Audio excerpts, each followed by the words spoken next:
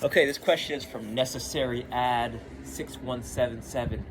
You're looking to play a one-touch pass, but you want to focus on it not bouncing. A lot of people have been trying to answer this question, but it's the only way you're really gonna find out how is to start to develop a deeper awareness of your first touch and and juggling, right? Because those are the two things that are gonna, right? Every time you keep a ball up on the juggle, that's like developing the one touch, no pass without a bounce, right? And the other tool that will help you develop a clean strike on the ball is a kick trainer, right? Because each time you feel yourself connect with a clean touch, you can feel it on the ball. You won't glance off, and you won't. You'll see how the rope tension it'll mess up, but if I hit it clean, it'll be smooth, and you can hear it too, actually. But if I mishit it,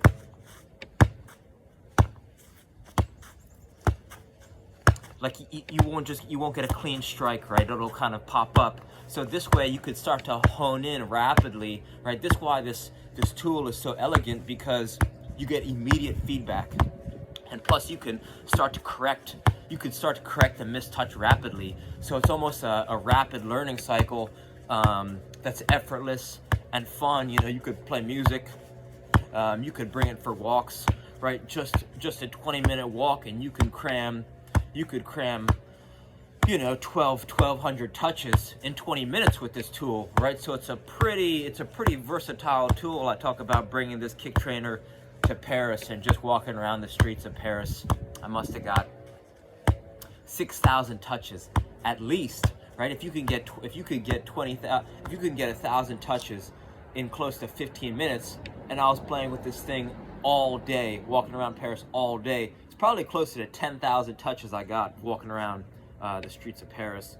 So this is invaluable. Clubs like AC Milan, Sevilla, Ajax, right? Wesley Sneijder talks about using these as a youth. So these are proven.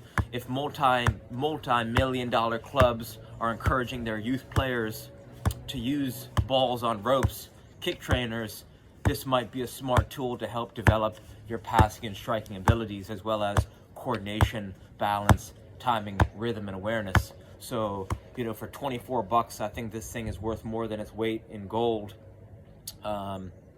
That's the SKLZ Solo Kick Trainer, but you can make one yourself with a size 1 or size whatever ball you want, some string or some rope and some duct tape. Someone mentioned to me, I suggested they make one, and they strapped a dog toy to a jump rope. So you can be creative and just sort one out. The other thing is juggling, right? Like I mentioned before, each time that you strike the ball cleanly, you're going to be able to feel, right? You can feel if you mess up on the touch, right? And you'll see it rapidly. So for those reasons, every time that you can keep the ball up, even if you can only keep it up twice, that's a better, right? Like even if you're doing some of these, right, and just start to get a clean touch and work on your striking abilities, right? You need to use the ground as a training partner to help develop, right? Ground gets a touch, you get a touch. Ground gets a touch, you get a touch. And you just start working on, right, 2. So many people, I used to get frustrated if the ball hit the ground, right? I mean, I was a nut growing up, but, right, you gotta keep on keeping on. So as you start to develop that nice striking technique, and then you start to, right, and then even with the insides of your foot, right, so you have to vary the touch, because there's going to be different opportunities to use the insides, right, the outsides.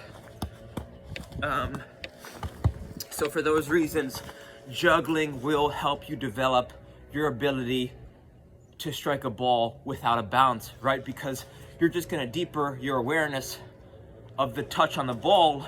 And if you have no training partners, or you don't have a rebounder or a wall, these are the 2 ways that you're going to see the most bang for your buck, right? Alternating between juggling and using a kick trainer is going to help you develop rapidly, because they're so,